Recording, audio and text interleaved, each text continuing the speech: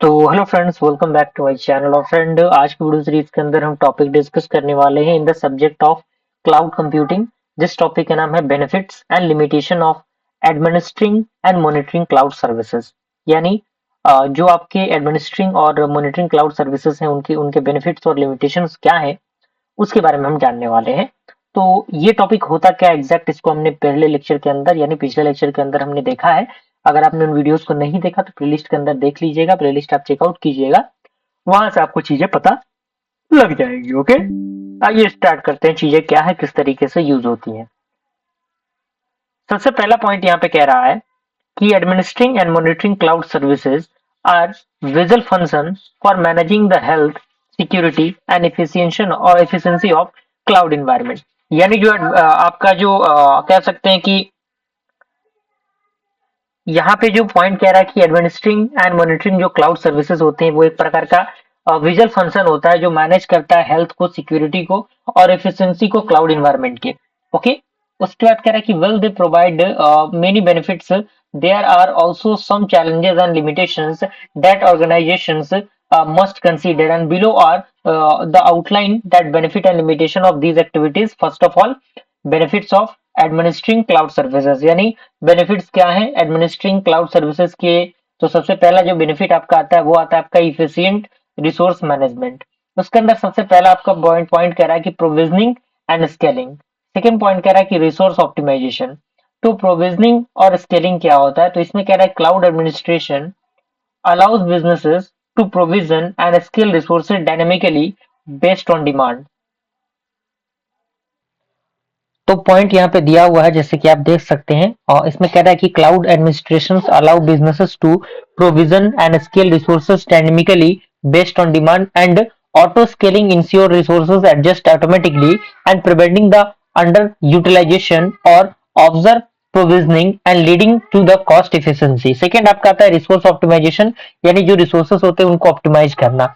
तो इसके अंदर कह रहा है कि by managing the virtual machine, storage and other cloud sources, administrator can ensure that the cloud environment is optimized for performance and cost efficiency and preventing unnecessary resource wastage। okay, second आपका आता है improve security and compilation। इसके अंदर point कह रहा है कि identity and access management, that means IAM।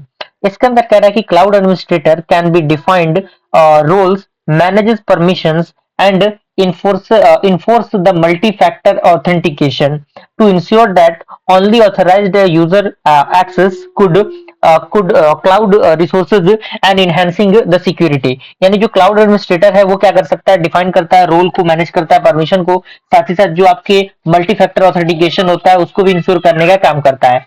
Second आपका आता है रेगुलेटरी कंपाइलेशन। इसके अंदर पॉइंट कर रहा है कि administering cloud services also helps ensure a compilation with the industry resolution, that means RD, GDPR and HIPPA and SOC2, as administrator can configure and monitor security policies and encryption and auditing tools। okay, second आपका आता है cost management. Cost management के अंदर भी वही point दिया गया, cost monitoring and optimisation. Second point दिया गया कि pay as you go model. Okay, तो ये सारी चीजें हैं। इसी तरीके से फोर्थ नंबर पॉइंट आपका है ऑटोमेशन एंड एफिशिएंसी, जिसमें सबसे पहला आपका आता है इंफ्रास्ट्रक्चर एज कोड, जिसे हम लोग ISC कहते हैं। सेकेंड आपका आता है CI and CD integration. Fifth आपका पॉइंट आता है डिजास्टर रिकवरी एंड बैकअप। तो इसके अंदर पॉइंट आपका आता है डेटा अवेलेबिलिटी। दूसरा पॉइंट आता है हाई अवेलेबिलिटी। और ये सारे टॉपिक क्या है, काफी इजी टॉपिक है।